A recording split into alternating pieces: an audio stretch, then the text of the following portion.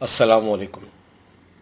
میرا آج کا موضوع جماعت اسلامی باجوڑ کے بزرگ رہنما صوفی محمد حمید کی شہادت پر ہے۔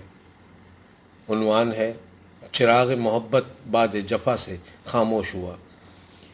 صوفی محمد حمید کی شہادت ایک المناک ثانیہ ہے جس نے نہ صرف ان کی ذاتی زندگی کا خاتمہ کیا بلکہ ہمارے معاشرتی نظام اور اخلاقی اقدار کو بھی بے نقاب کیا، جو ہمارے معاشرتی زوال اور انسانی اقدار کی تباہی کا ایک دردناک مظہر بھی ہے۔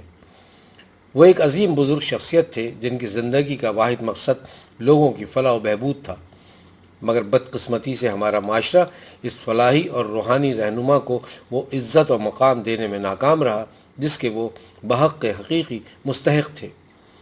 ان کی خدمات اور قربانیوں کو وہ قدر نہ ملی جو ایک ایسے عظیم انسان کا حق تھا جو اپنی زندگی دوسروں کی بھلائی کے لیے وقف کر چکے تھے۔ ان کی شہادت نے یہ سوال اٹھایا کہ کیا ہم نے اپنے اقدار، انسانیت اور اخلاقی ذمہ داریوں کو اتنا کمزور کر دیا ہے کہ ہم ایک نیک دل شخص کو بھی اپنی بے رحمی کا شکار بنا لیتے ہیں۔ صوفی محمد حمید کی شہادت اس بے حسی اور لاپرواہی کا منہ بولتا ثبوت ہے جو ہماری سیکیورٹی ایجنسیوں کی غفلت اور حکمرانوں کی ناکامی کو عیاں کرتی ہے، جنہوں نے اپنی ذمہ داری یعنی عوام کی جان و مال کی حفاظت کو محض زبانی دعووں اور کاغذی بیانات تک محدود رکھا۔ یہ المیہ ان کی غفلت اور نااہلی کا ایسا بدنما دھبہ ہے جسے تاریخ کبھی معاف نہیں کرے گی۔ جب محافظ اپنی ذمہ داریوں سے غافل اور حکمران اپنی کرسی کی بقا کو قوم کے خون سے زیادہ قیمتی سمجھنے لگے تو پھر نیک دل اور معصوم انسانوں کا خون بہنا معاشرتی زوال کا المناک باب بن جاتا ہے۔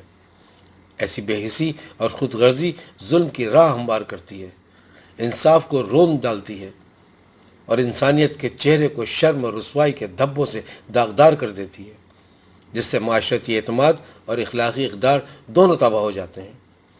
صوفی محمد حمید جماعت اسلامی باجوڑ کے ضلعی سیکرٹری جنرل ایک ایسے چراغ تھے جو ہمیشہ اپنے حلقے میں لوگوں کے دکھ درد میں شریک رہتے اور ہمارے بکھرتے ہوئے معاشرے میں امید کی کرن بنے ہوئے تھے۔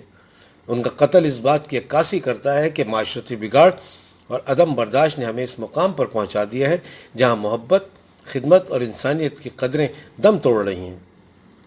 ان کی ٹارگٹ کلنگ نے ہمارے معاشرتی زوال اور سماجی خاموشی کا پردہ چاک کر دیا ہے۔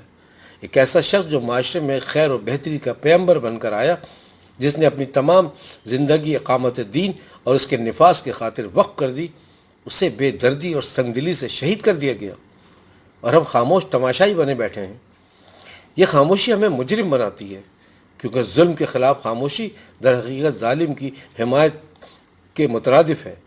ان کا قتل اس معاشرتی بیماری کا اظہار ہے جو ہمارے اخلاقی ڈھانچے کو اندر سے کھوکھلا کر رہی ہے۔ اگر ہم ان وجوہات کا گہرائی سے جائزہ نہیں لیں گے اور اس کا مؤثر حل تلاش نہیں کریں گے تو ہمارے معاشرے میں مزید ایسے چراغ بجھتے چلے جائیں گے اور ہم اندھیروں کے عادی ہوتے چلے جائیں گے۔ صوفی محمد حمید کی شہادت ہمیں اس بات کا بھی درس دیتی ہے کہ ہمیں ان کی تعلیمات اور خدمات کو یاد رکھ کر ایک بہتر معاشرہ بنانے کی جدوجہد کرنی ہوگی۔ ہمیں ان کی جلائی ہوئی شمع کو روشن رکھنا ہوگا تاکہ ان کی قربانیوں کا حق ادا ہو سکے اور ہم ان اندھیروں کو شکست دے سکیں جنہوں نے ہماری بستی کو اجاڑ رکھا ہے۔ آخر میں صرف اتنا کہوں گا، صوفی محمد حمید کی زندگی ایک ایسی درسگاہ ہے جس نے ہم نے یہ سیکھا کہ فرد کی کامیابی کا اصل معیار نہ صرف اس کی ذاتی ترقی میں بلکہ اس کی قوم و ملت کی فلاح و بہبود میں چھپا ہے۔ ان کی محنت، عزم اور جرات مندی نے جماعت اسلامی کے مشن کو نئی قوت بخشی۔ ان کی قربانیوں نے ہمیں یہ یاد دلایا کہ حقیقی کامیابی صرف دنیاوی مفاد میں نہیں بلکہ انسانی خدمت اور اخلاقی بہتری میں پوشیدہ ہے۔ جب ہم صوفی محمد حمید کی خدمات کو یاد کرتے ہیں تو یہ محض ایک یادگار لمحہ نہیں بلکہ ایک مقدس عہد کی تجدید ہے جس میں ہم اپنے دل و دماغ کو ان کے بلند معیار اور اصولوں سے ہم آہنگ کرنے کی کوشش کرتے ہیں۔